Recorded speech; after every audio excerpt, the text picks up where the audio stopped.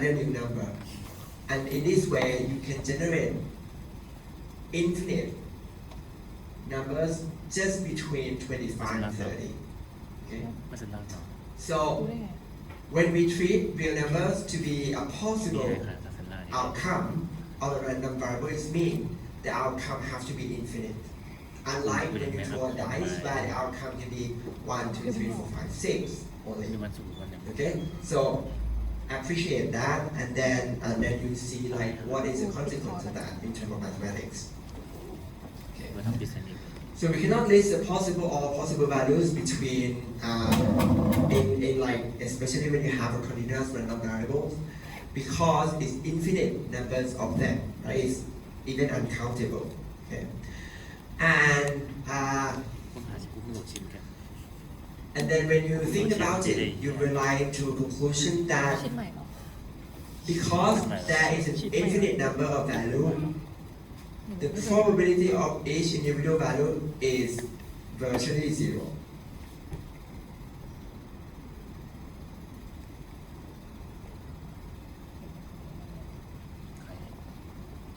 Do you understand what it means? ไม่เห็นนะ The last line in red. The probability of each individual values is virtually zero. ไม่เรียนแยก And I will spend จะลดหนึ่ง the next few minutes explaining that. But วนขึ้นเดินขึ้นไปเดินเอ้ยขึ้นไป โอเค นั่งบิน you have to try to understand. Okay, you can think it's too difficult, but it's not going to help you in the final exam. You have to try to understand. So, like I say, this is like a dice, right? A dice can be take a value of 1, 2, 3, 4, 5, 6, and the probability that a dice is equal to 1, we know that is 1 over 6. ตัดต่อว่า Actually, it's the same, any number, right? Die equal to 2, 3, 4, 5, 6. Also, the probability of equal to each value is 1 over 6. Now, คนนะ x คนไปร้านแล้ว on the other hand is a continuous ตอนแรกมันก็ดี random variable, อะไรนะไต่ปลา and you can ตอน see นี้ that เราจะได้เจอกันที่อิน x has a mean of 30, right? We talk about a possible value of between 25 and 30. However, the probability of x equal to any specific value, for example, 25, ใครนะ กูกระทบอะ is always จะต zero. อบดีไหมบอกว่าคะแนนของไม่เกินก็ได้24 เต็ม 75 แต่มันก็ไม่ได้น้อยคนเดียวนะก็ยังน้อยแบบ This point is very important and it could be contradictory in the sense that we know that x can take a value of 25, right? 25 is the possible value of x. กูก็ But according to the rule of probability, the probability of x taking that specific value is so small that it close to zero. It's so small that it close to zero. So, do you remember that when we talk about binomial, right? Binomial distribution, and we have this function binom, right, in R, เออ and we have P binom and D binom, ฮะไม่เป็นไร right? Can anyone remember what is the difference between P binom and D ไม่เรียน binom? หรอ Anyone? ฮะ What is the difference between them? And if you don't know that, you cannot answer the question in the final exam because it's gonna come up, right? It's in the last year final ต่อไป exam. ไม่อ่านฉันเลย And it, what is different between P binom and D binom? Hmm? Huh? Well, one, right? D binom is to find, for example, the probability of y equal to specific value. จะมาเลย D is from density. So, for example, you want to find what is the probability of y equal to 1. But P binom is you have to specify lower tail, right? Lower dot tail equal to true or false. So it always like the probability is a cumulative probability of y less than or equal to 6, for example. คือ Okay, so in เข้าใจ in this creep probability distribution, it makes sense to talk about e by norm because the probability of y taking a specific value is not zero. However, in a like continuous random variable, 25.25 it doesn't, well, we use it sometimes, but most of the time it doesn't make sense to calculate this because the probability of x equal to a specific value is 0. ถ้าได้เกินมีนวิจัย Now, I think that is one of the key point of the property of the continuous random variable, and let me explain to you why that it should be the case. Okay, so now I draw you another normal distribution, right? It says that mean is 180 and standard deviation is 10. Okay, so now I highlight the red area under the curve of the normal distribution between 160 and 170. Can anyone tell me what this red area represents? What does it represent?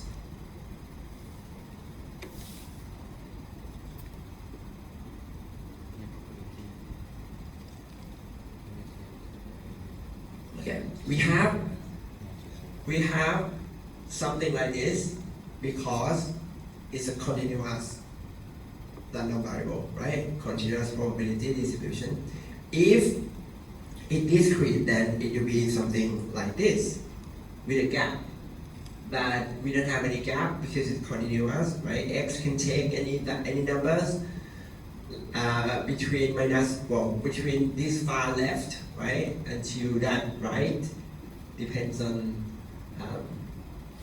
a range of the value of x, but x can take any value.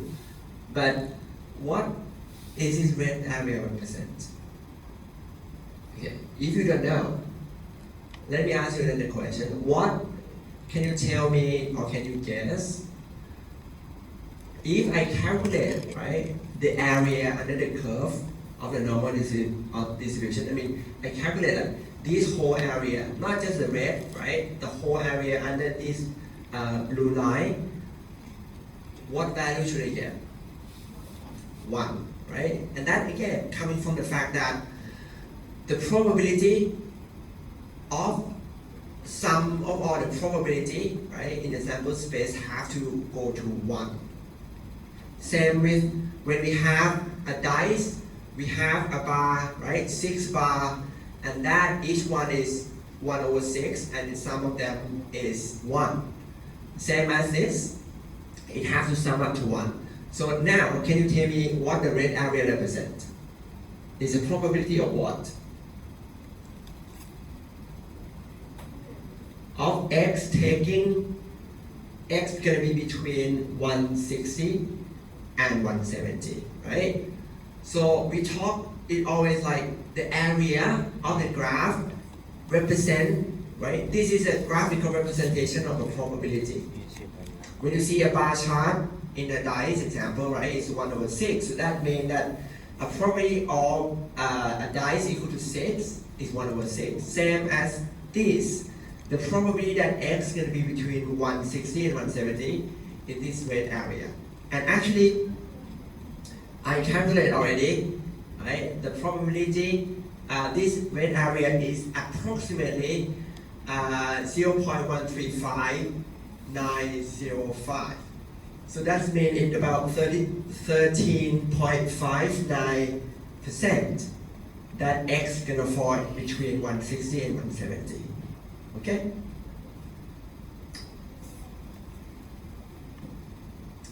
So, the area under the curve of the property and the total area is 1.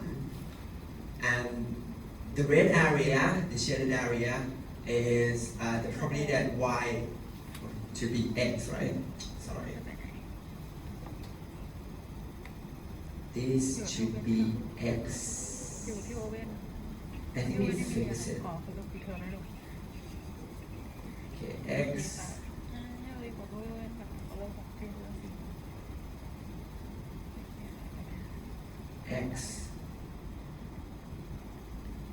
and x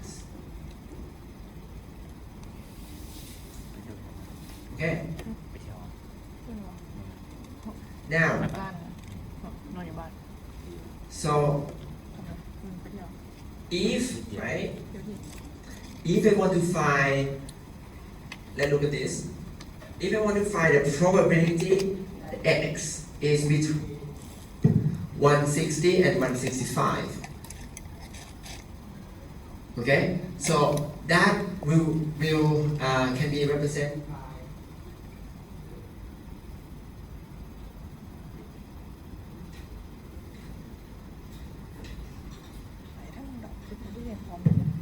okay that is fact so if I want to find okay if I want to find this probability right x between 160 and 165 so basically it's a smaller interval right because อาจจะไม่ได้ this is when x between 160 and 170 but now 160 and 165 so เวลามันไปจับเพื่อน you think the area that represent the probability between 160 and 165 gonna be bigger or smaller than this one?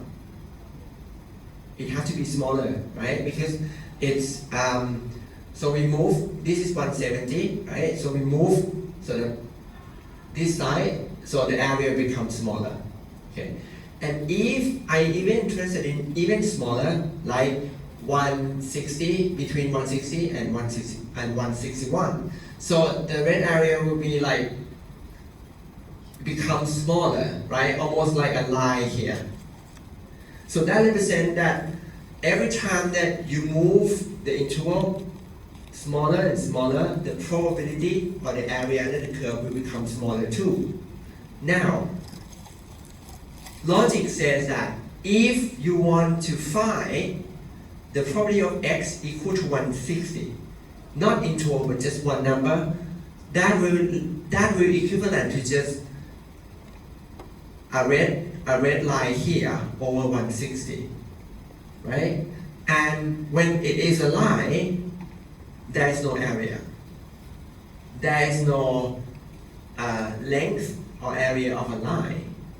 So that means the probability of x equal to 160 has to be 0. Okay? So if you follow this logic, it's clear why when x is a continuous random variable, the probability of x taking a specific value like 160 has to be 0 because the area keeps shrinking to just one line. Okay? So when we calculate, right? When we calculate in a continuous แต่ว่าเดี๋ยวลองกิน random variable. So if you calculate, for example, like the probability of x less than or equal to 30, right? And the probability of x less than 30. If x is discrete, these two probability will be different because this will include the probability of x equal to 30, right? But this is not, right? And if the probability of x equal to 30 is not 0, that will be bigger than that. But in a continuous random variable, this probability is 0. So it means that these two is the same. So when we talk about continuous random variable, whether you say less than or equal to 30 or you just say less than or equal to 30, it's the same probability because the probability of x equal to a specific value is 0.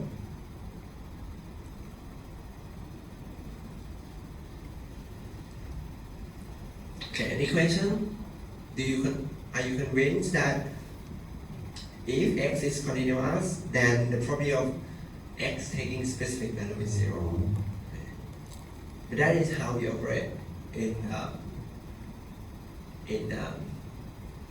mathematical statistics. Okay, and let me ask you one more thing. What concept of mathematics that used to calculate the area under the curve? This area. Do you remember? Are you using calculus to calculate the red area? Do you remember your high school mathematics? What tool you use to calculate the area, like the red one as in this picture? It's integration.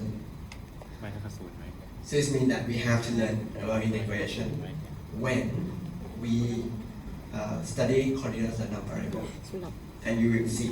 เราไปตามชมในช่อง Okay. มีชั้นหนึ่งนะ So if you แนวลง don't, คลิปแม็ก if you forget about integration, now is the time that you have to learn. Okay. So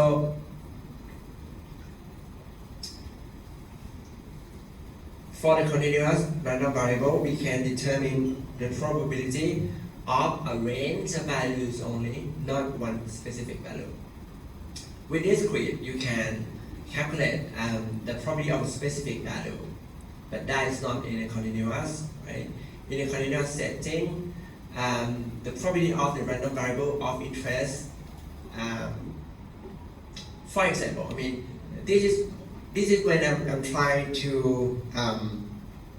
explain without mathematics why the probability of a random variable taking a specific value is 0. Okay.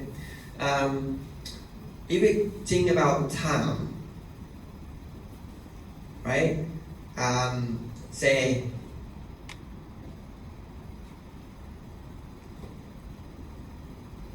okay, let me give, I think maybe I can do better.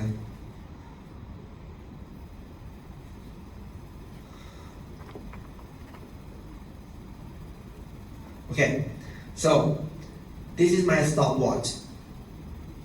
Okay, so I have, let me see whether, okay, I cannot increase the accuracy of the stopwatch. Okay, so what you do is like you start, and then say you want to run, okay, right? You run around the around the campus, and when you finish, then you stop.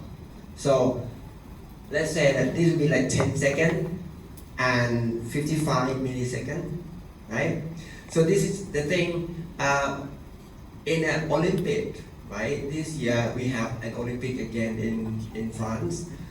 So if you do like running, say 100 meters, so they're gonna have more precise clock to take account of like how fast you run within the 100 meters, right?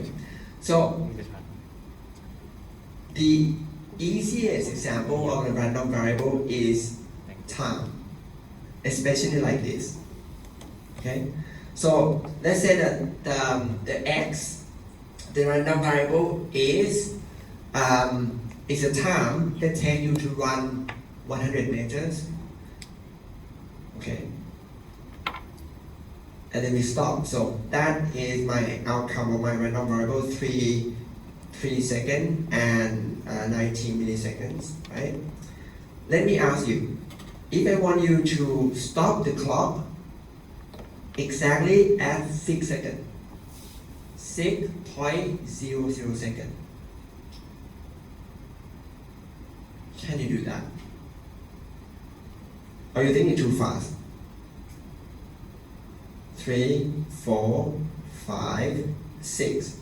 See, it's not 6. It's so difficult to stop exactly at one specific time. Similar things, right? Let's say in the Olympic competition, the probability that a guy gonna run 100 meters in exactly 9 seconds is impossible. Because we have a lot of outcome. We have the minute, second, and millisecond, and even like smaller than that, right? So for someone to run and stop exactly at a specific number like 9 seconds or maybe 10 seconds is impossible because it's always like 9 seconds something, 10 seconds something. And that is the nature of when you have unlimited outcomes or continuous random variable. So that is an explanation of why the property of x taking a specific value when x is continuous random variable is 0. Right? That is a logical explanation of it. So it's not meaningful to talk about the property of say y equal to 5 if y is continuous, but it's okay to talk about what is the probability that y less than or equal to 5 or more than 5. As long as it is an interval, it's okay to talk about that in random continuous random variable. Okay. So the graph of like the probability density function of a continuous random variable, it's like the normal distribution we see, in the sense that the area under the curve have to be 1. The curve can have different shape, it doesn't matter, but the area under the curve have to be 1, and it have to be smooth like this. It cannot be gaps. Okay?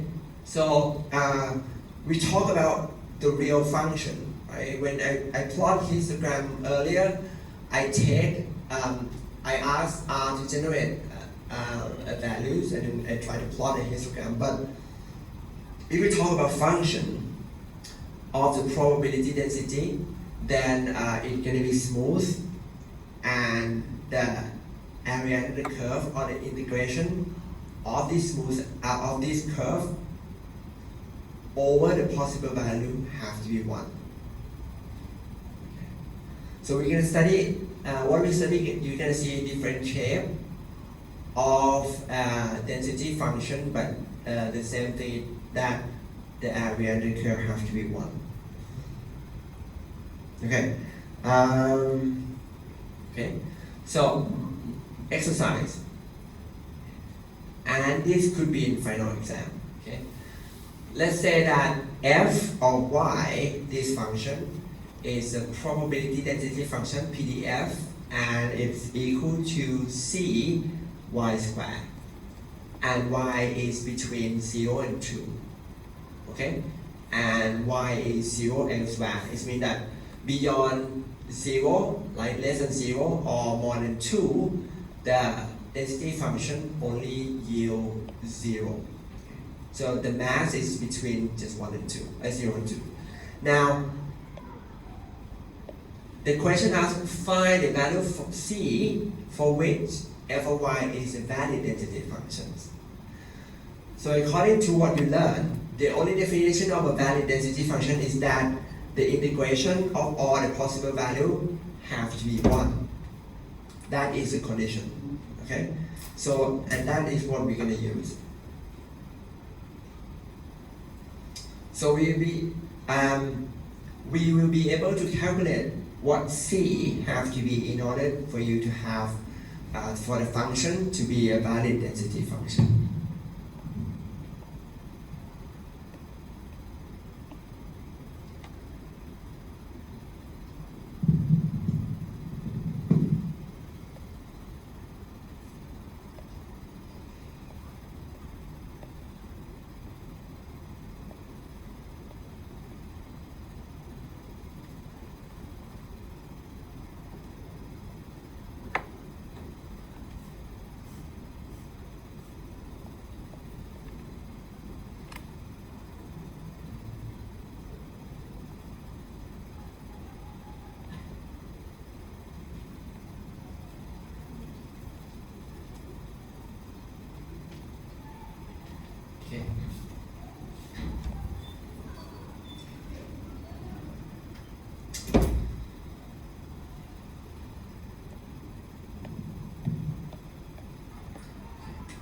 So the question, right? You see that f of y equal to cy square for the interval between 0 and 2, and it's 0 elsewhere. Okay.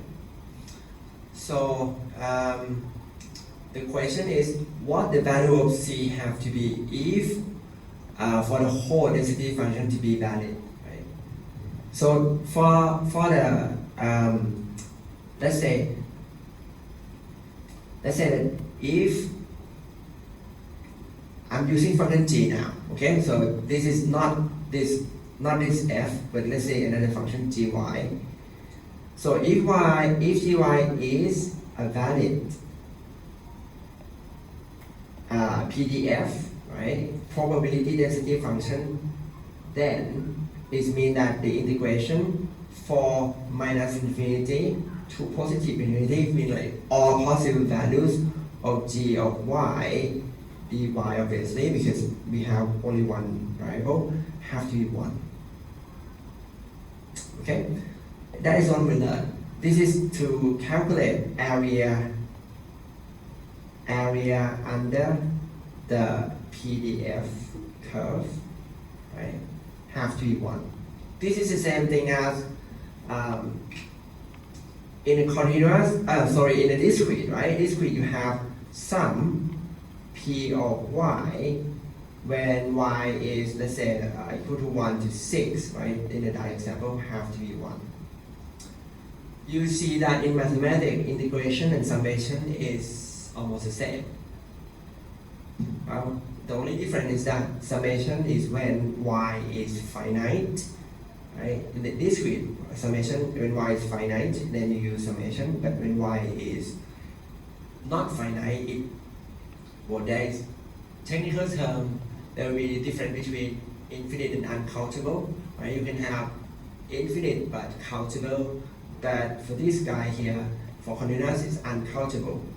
So in uncountable, you have to switch to integration, and then this is it's not a simple. It has a meaning, but I cannot explain you in detail here because it's going to be too difficult to understand. But we just to say that dy is for like y is the variable that we integrate with respect to. Okay, so if that is the case, that is mean that in our example, right? So integrate from minus infinity to infinity of our fy dy, it have to be 1 for the fy to be a valid density functions. Now, what is fy, right? Fy is cy2 dy, it has to equal to 1, right? So I can be more precise and then explaining to you to split the integration, but you know that from the question, right?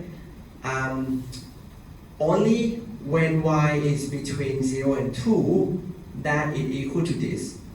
Otherwise, it's going to be 0. So it means that even though like we integrate between minus infinity to positive infinity, but most of the time it's 0, except when the value of y is between 0 and 2. So we can change the number that we integrate with from minus infinity to 0 and 2, because other point, other interval is going to be something that equal to 0. Okay, and now you have to integrate.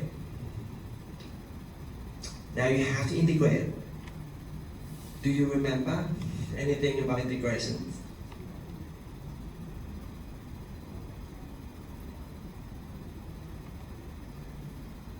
Okay, you have to go back and look to the integration, right?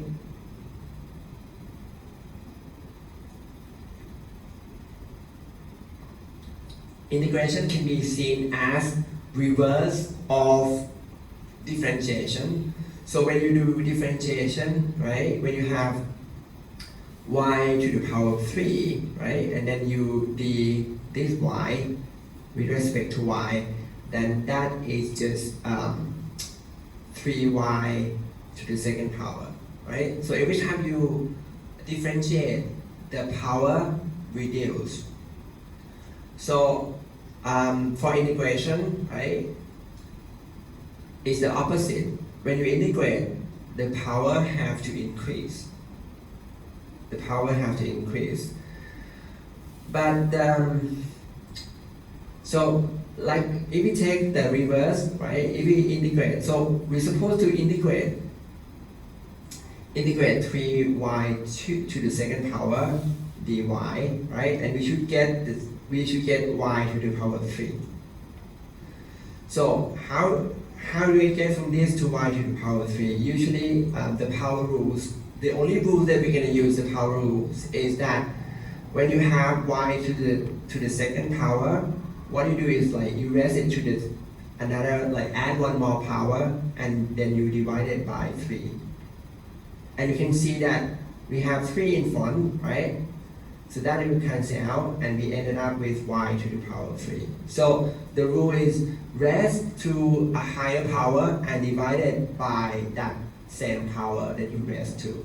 Okay? But then the problem is if you have y to the third power plus 2. So when you differentiate the whole thing with respect to y, you get 3y to the second power, but the constant disappear. So when you differentiate, the constant disappear, but when you integrate, you have to add a constant, but we don't know what it is. So the drawback of integration is that if it has a constant, then you don't know what it is, right? You have to add a constant too. Okay, let's look at this problem again. Okay, this problem is that first I can take the c outside. I can take c outside because this integration is only respect to y. I don't have to take. C is something that's not related to my integrations. So c outside and I have integration of y squared dy. Okay, and I know that everything has to be equal to 1. Okay. Now, so now we have to, what we have to do, we have to integrate that y to the second power. So we raise y to the third power and divide it by the third power, right? So that integrate. But like I told you, we have to add a constant because we don't know what a constant that it might be. And we evaluate this term between 2 and 0. Okay, how do we evaluate this? We evaluate by replace 2 into these functions. So we have 2 to the third power divided by third plus k, right? And then we put 0 into these functions and see the difference between the two. So we have 0 to the third power divided by 3 plus k. Okay, you can see that when you integrate between specific value, right, k can be ignored. Why? Because you can see that we have minus here, right? So that will be minus first term and minus k as well. So plus k and minus k will cancel each other out. So normally we don't have to add k because we know that when you evaluate between the two specific values, it's gonna cancel each other out. So you don't have to put k there, right? So 0 to the third power is still 0. So the second term is 0. So what you have is you have c 2 to the third is 8 over 3 and that equal to 1. So that means that c have to be 3 over 8. In order for the integration to integrate between 0 and 2, and then you get 1 as a result.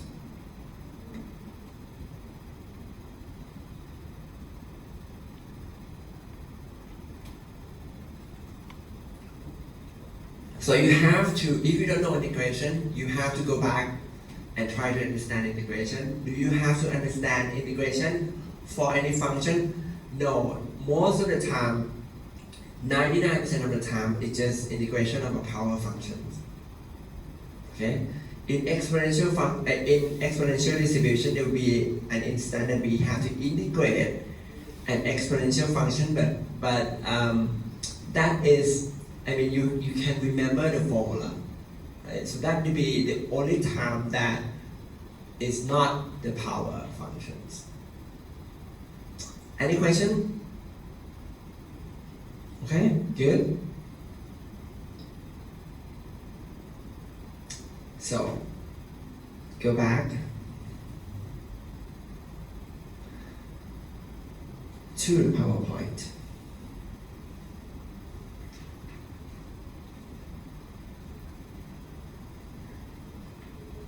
So that's why you have to learn Math 1 before Stat 1, because you have to learn about integrations before you can understand how you can integrate a PDF function or a continuous random variable or find expectation. If you remember the formula about expectation, about variance, about covariance, that define in terms of summation for discrete random variable but when you change from discrete to continuous, everything has to be integration. Okay? So, like I say, expectation, right? So, if you remember, right, for expectation, if y is discrete, it's a sum of over the value of y, or y multiplied with the probability of that y, right? So, in a sense, we still have the same formula for expectation, it's just that summation change into integration.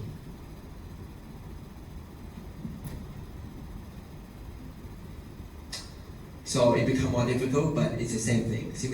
Similar idea, but in terms of math, it's not summation, it becomes integration. But as I told you, integration and summation is very similar.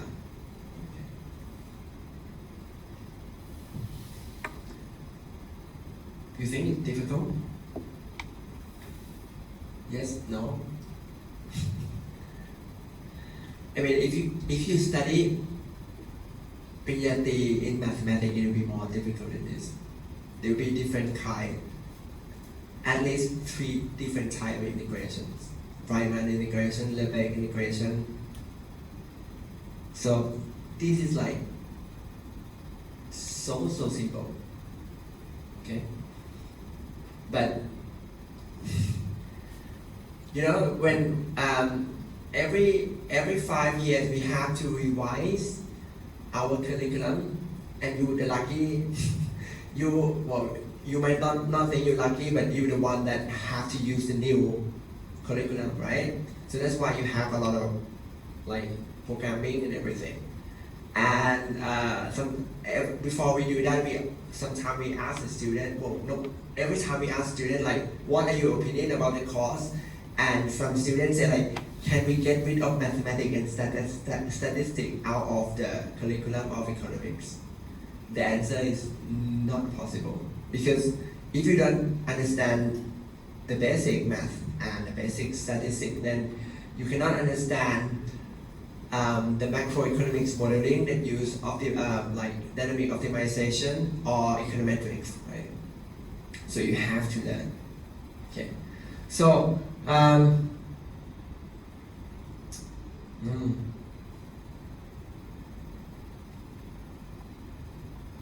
So this is expectation of a function g defined on y.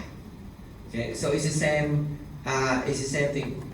Same thing as a discrete random variable. So instead of y, now we have g function of y as a value instead, but you still integrate that with respect to the PDF function and dy. So it's the same as the top, it's just that instead of examining value of y, you have to put y through the g function first and see what value you come out, but you still have to integrate it, right, with respect to y.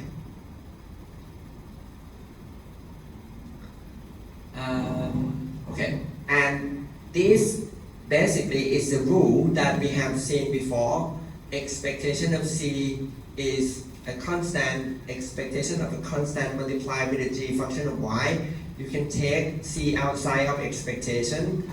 The third one is something that we haven't seen, but very easy to understand that if you have an expectation of something that you, of a summation, right?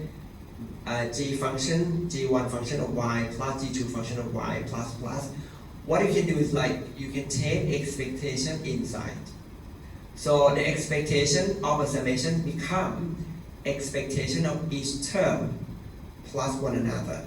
Right? So you can take expectation inside. And we have seen some example that we take expectation inside, but usually is y plus a constant, but this is y plus another function defined on the same random variable y, but it's the same thing. Okay. So I can prove that to you using the integration, but I don't think I'm going to do that because we have seen in terms of summation already, and that already difficult. So I will take it as it is. But let's see. So this is another example. Okay. So this is based on what we have seen, right? So in the previous question, we know that c, right? We have cy squared, but we know that c has to be 3/8. Okay. So let's assume that we have that as a density functions, and can you calculate the expectation of y or mu and the variance of y? Okay. Again, you have to use integration. Okay, let's see. Let's work on that.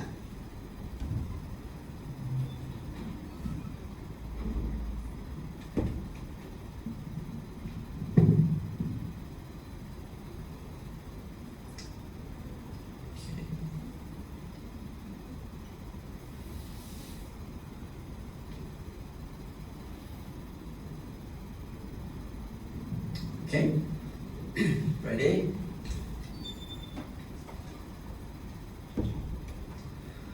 So we have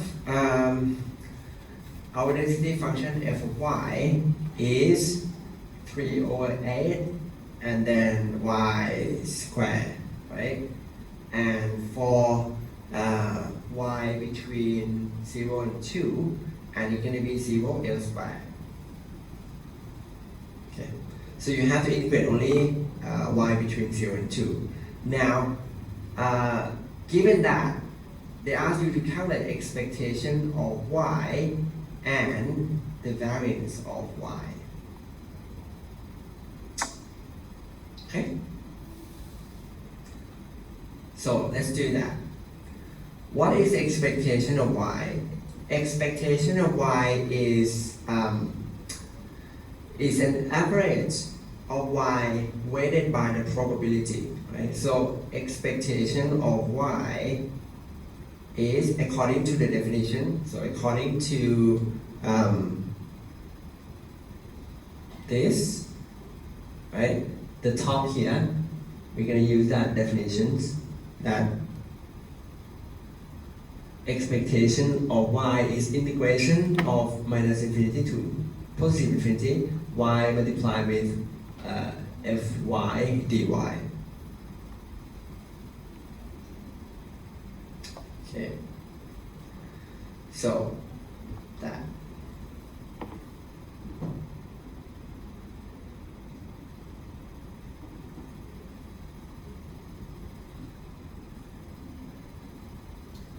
Okay. So you can see as if this y multiply with the probability of y, right? So as I told you, this is the same as in this quiz that going to be expectation of y going to be sum over the value of y, or y multiplied with p of y, right? But we just change from discrete to continuous, so summation to integration, okay? And the integration will not be from minus infinity to positive infinity. Why? Because for our function, it only works between 0 and 2. So the integration will be 0 and 2 of y multiplied with f of y. F of y is 3 over 8 y squared and dy. So you can see that this problem is not that difficult. It's not that different from what we have seen before. Why? Because now you have 3 over 8 y to the power of 3 and dy. So when we try to solve for what is the value of c in the previous questions, it's the same thing, but y to the power of 2. But now we have y to the power of 3 instead. Okay? You know, when in the final exam, when I ask students to calculate expectation of y, many students forget to include that. So many students say expectation of y, they just integrate the PDF function without realize that the expectation of y is the summation of y itself weighted by the probability of y. Can anyone tell me, if you forget y, right, and you integrate only the PDF functions, what would you get? What number will you get? If you only integrate over the all values of the PDF without multiplying y, what number you will get? Easy number. 1? Yes. Because from the previous question, that is the aim, right? In order for the fy to be a valid probability density function, integrate of the area under the curve have to be 1, because that is what probability is, right? So a lot of students integrate only that and get 1 as an answer. So if, right, if in the final exam you integrate and you get 1, ask yourself, did you forget something? Is the expectation indeed 1, or did you forget y in your formula for expectation? Because it's not going to be 1, I can tell you. Right? It cannot be 1, or it will be something close to 1 maybe, because y can be 0 or 2, right? So it means that the mean, the expectation should be something in between. Anyway, so same as before, you can take the constant outside, you only integrate y to the third power of dy between 0 and 2. 0 and 2. So I'm going to do it very quickly. So that integrate of y to the power of 3, you have y to the power of 4 divided by 4. I'm not adding constant anymore because I know it's going to cancel out, and I want it between 2 and 0, right? So 0 multiply, when you replace in 0 into y, it's going to be 0, right? So what I have to do is I have only to replace with 2, right? 2 to the power of 4 divided by 4 and minus 0, because when you replace 0 into this y, it becomes 0. Yeah?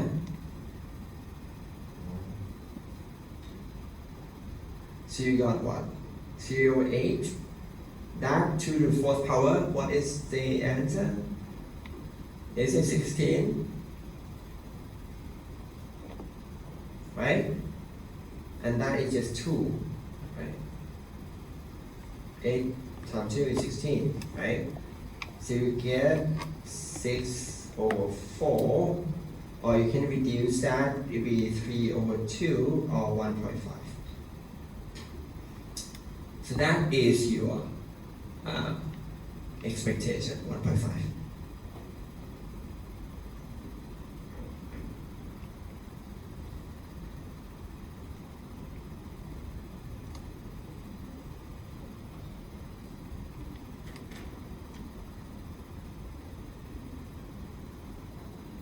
Okay. Any question? So the more interesting is the variance, right? Any question?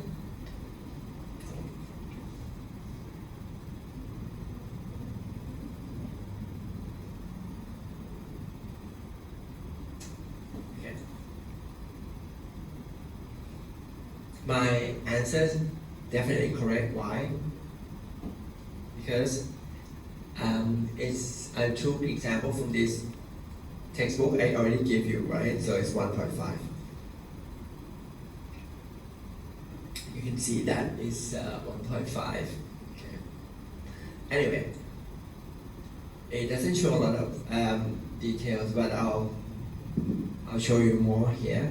Now, the difficult one is the variance one.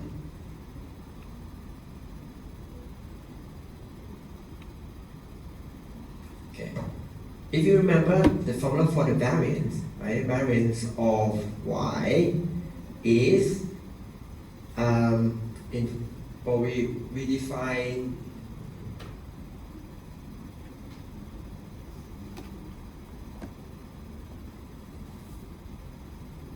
okay. So I think in this grid we define we have to be y minus expectation of y and everything squared, and then you take expectation of this whole thing. Okay, I think in our handout we show that we keep y minus expectation of y, but we call the outside expectation as sum over the value of y.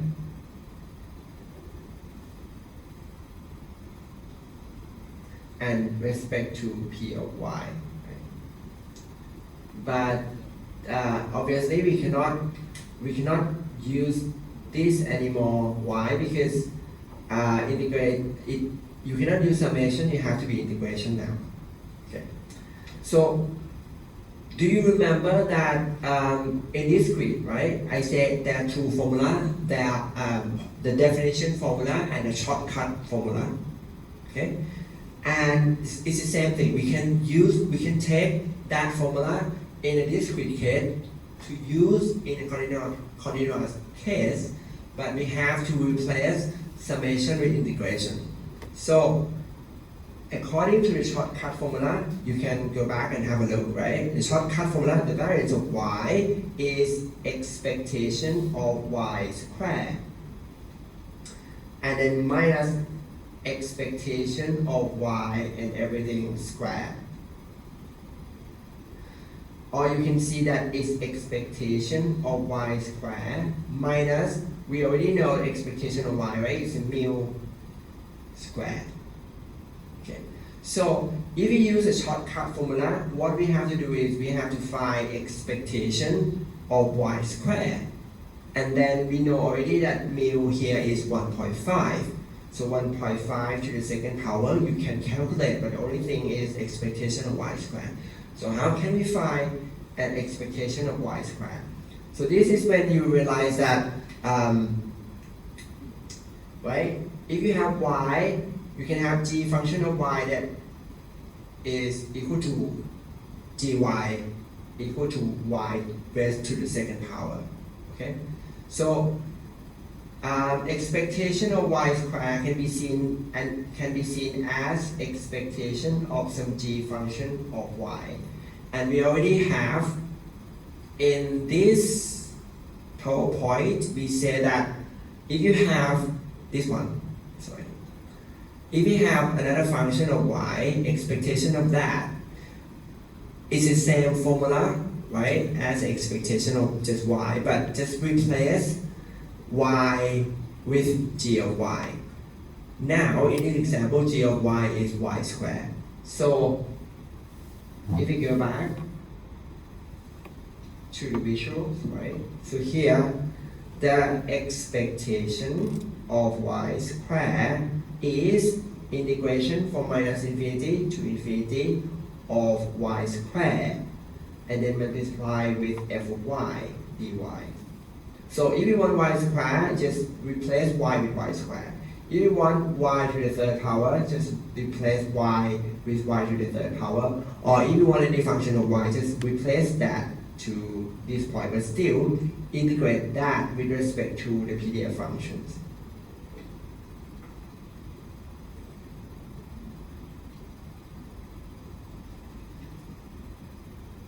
Okay, so let me keep it. This is a variance of y, right, the shortcut formula. Now, we know that the integration is between 0 and 2, and you have y squared, and your PDF functions is 3 over 8. 3 over 8 multiply with y squared and dy. So you can see that you can take 3 over 8 outside again, and now you just integrate of y to the fourth power. So it's the same, similar thing, but now we start from y raised to the second, third, but now it's the fourth power. Okay. So we do different, we do the same thing, right? Y to the fourth, then you have to increase it to the fifth power divided by 5, and then you evaluate this whole thing between 0 and 2.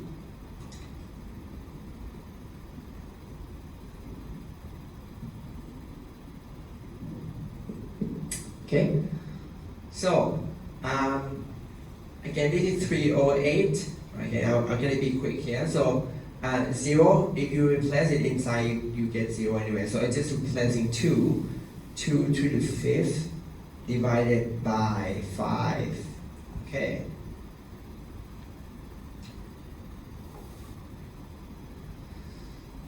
Okay, so we have 2 to the fifth, right? So that we know that 2 to the fourth is 16, right? So you have 16 multiplied by 2. You have 32. So then you have 3 over 8, and then you have 32 divided by 5. So you work that out. So 32, right? 32 multiplied with 3 and divided by 8 multiplied with 5, 40, right? Sorry. 3 multiplied 32 and divided by 40, 2.4 exactly. So we got 2.4. But this is not the answer because this is expectation of y squared. So in order to get variance, you have to expectation of y squared minus with the mean to the second power. So this means that variance of y will be expectation e to expectation of y squared, which is 2.4 minus the mean that we calculate to be 1.5 raised to the second power, and that is 0.15. Okay, so that is variance.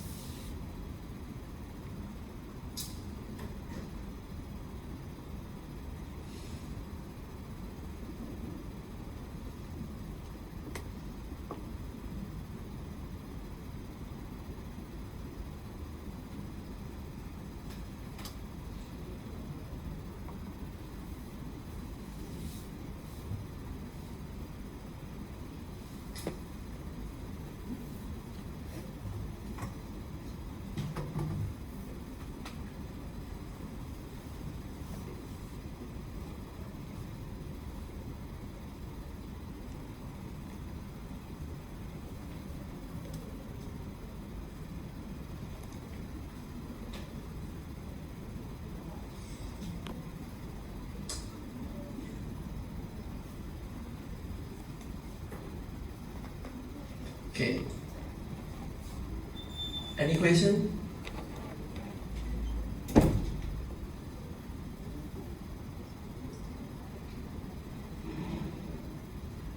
Okay. So so now you know that if y is a continuous random variable, you have to calculate using integration, both expectation and variance, right? Now we're gonna start with the first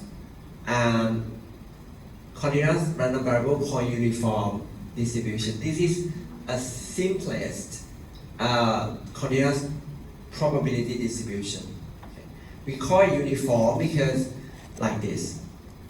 Okay, so we call it uniform because it means that y, random variable y, can be any value between a and b in a and b interval, and the probability of y taking any interval in here is the same.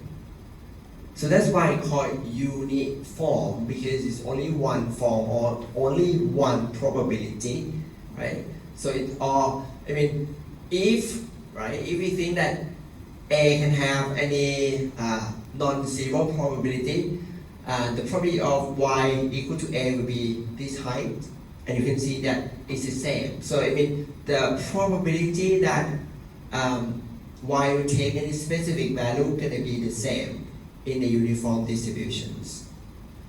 So the shape, instead of having like a normal distribution shape, which is going to be difficult to calculate, we have something easy like a rectangle instead. Now, can anyone tell me why, right? Can anyone tell me why that the height of this rectangle have to be 1 over b minus a? Can anyone tell me why the height here have to be 1 over b minus a?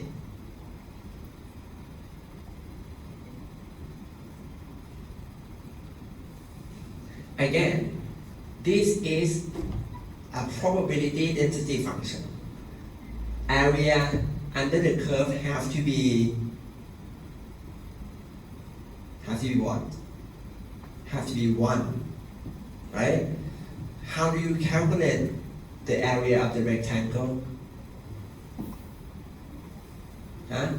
It's just this side multiplied by that side, okay? What is the length of this side? b minus a, right? What is b minus a multiplied with 1 over b minus a? 1. Okay? So that's why the density functions of uniform distribution is very simple, just 1 over b minus a. And the easy part is that you don't have to calculate. You can use integration, but I can guarantee you that if you just calculate the rectangle area, it's going to give you the same answers. Okay? So the width, right? The area is the width multiplied with the height. So b minus a multiplied with 1 over b minus a is 1. So that's why the height of these PDF functions have to be 1 over b minus a. Okay, let's see an example. Okay, so the amount of gasoline sold daily at the service station is uniform distributed. So the question already tell you it's uniform, with the minimum of 2,000 gallons and a maximum of 5,000 gallons. So just give you the minimum and the maximum. It's already you can use that to build up your PDF functions. And find the probability that daily sales will fall between 2,500 and 3,000 gallons. So the question, right? This question can be turned into an expression that what is the probability of y between 2,500 and 3,000?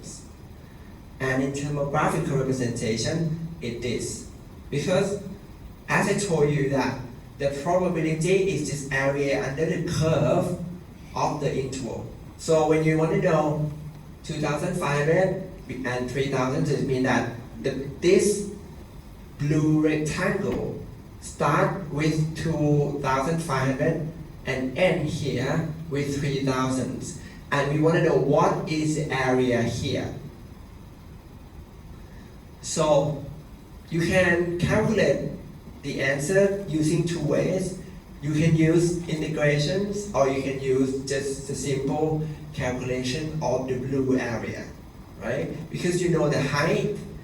Now the height or the PDF is 1 over 5,000, right? Minus 2,000, the mean and the max. So you know the height already, and you know the width here. The length here is 3,000 minus 2,500, so that is 500. So 500 multiply that, gonna give you the answers. Or you can do integration. Okay? So here, what I'm doing is I'm just calculating the area of the rectangle.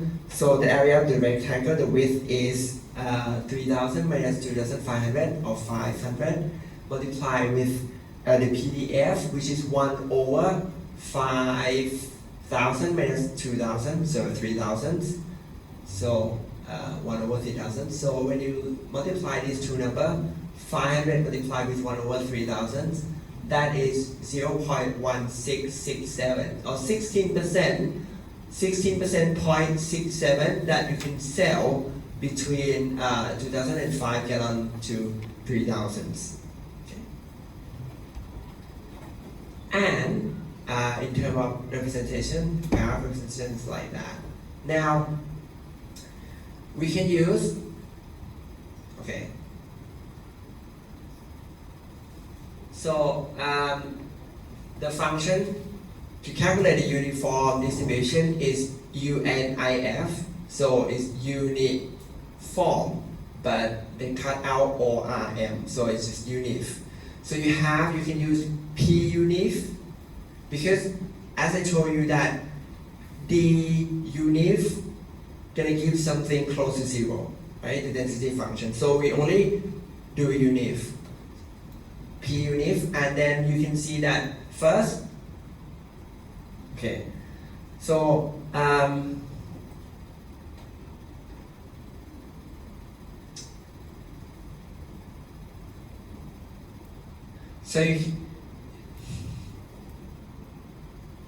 do you see how I calculate my answers? But okay, this is not the answers. This is not the answers, but the difference between the two. The last one is the answers. Okay, let me tell you why. Okay, remember that this last year final exam, I asked you to calculate the math for that, and then I asked you like what function in R you can use to calculate the same thing. So you have to know this in order to answer the final exam questions. Okay. But let me tell you. Okay.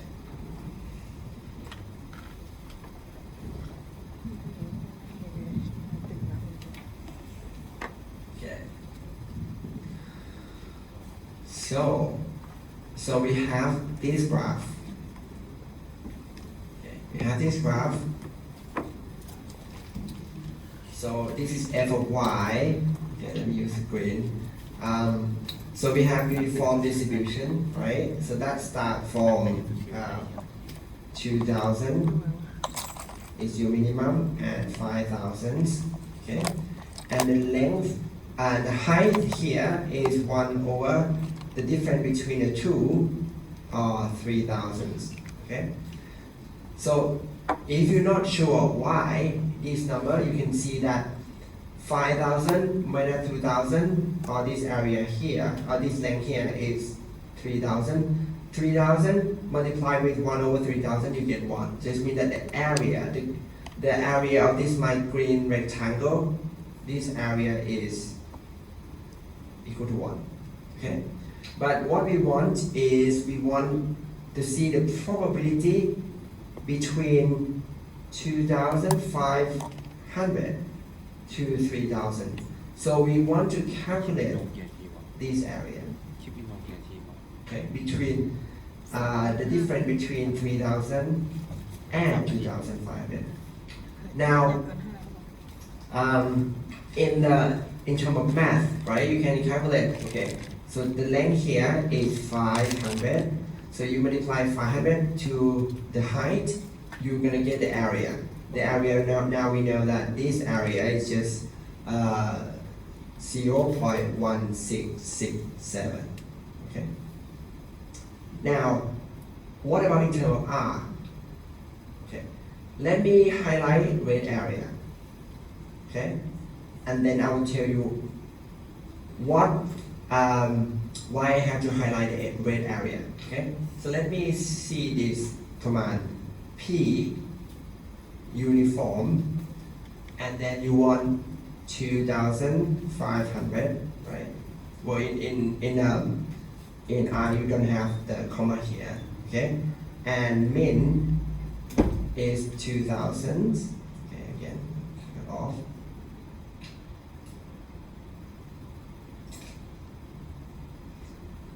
Okay, let me use the black pen.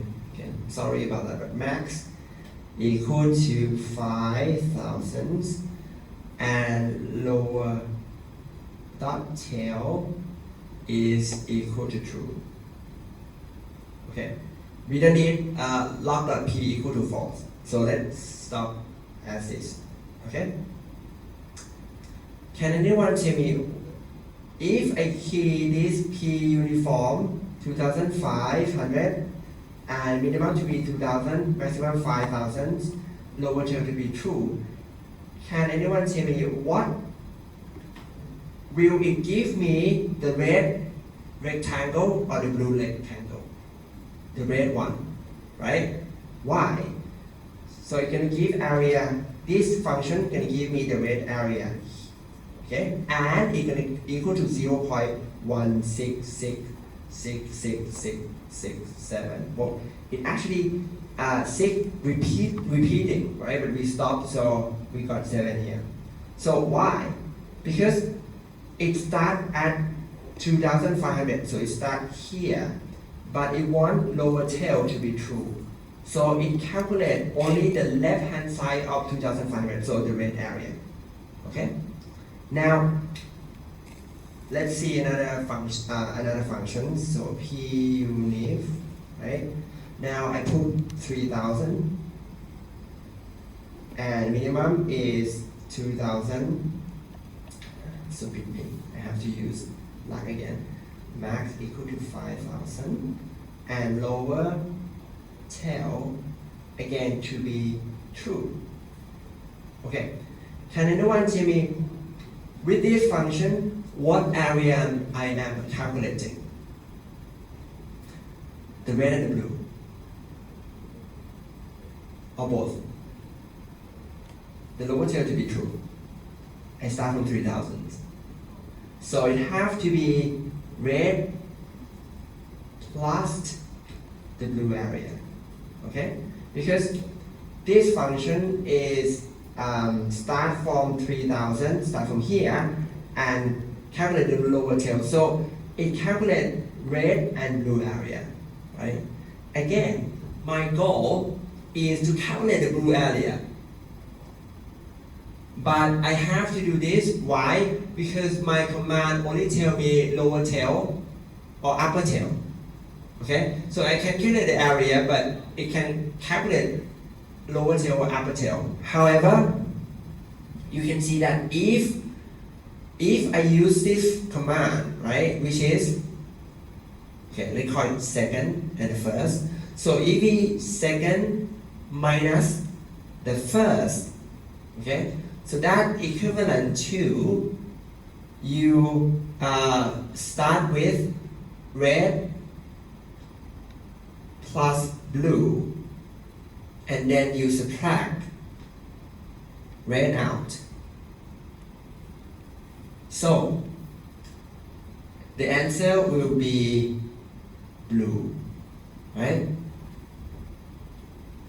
You will see many examples like this in the future, but when you can calculate the area like only the upper tail or lower tail, sometimes when you find the difference between like here the two functions here, what you have to calculate is you have to calculate the lower tail at 2,500, the lower tail at 3,500, and then you have to subtract between the two in order to get the blue area.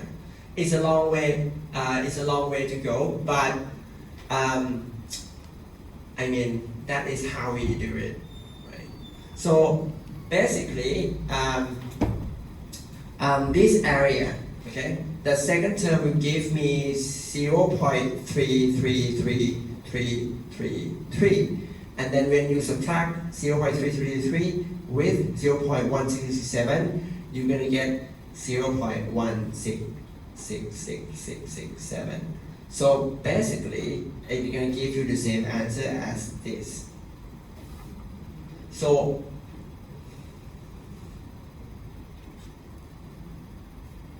okay, I think that's the end for today because we have the time limit at 4 o'clock. But let me go back one more time before I come back to this. You can see that, right? I start with 2,500 and 3,000 so that you see what area you get.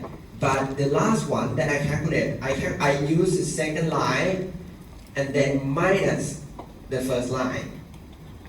And we can ignore log p equal to false because we're not gonna change it to true, so we can ignore this argument.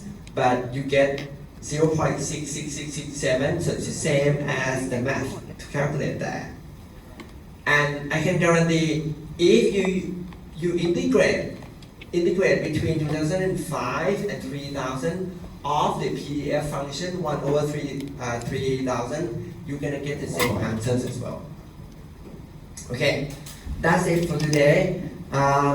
If you have any question, you can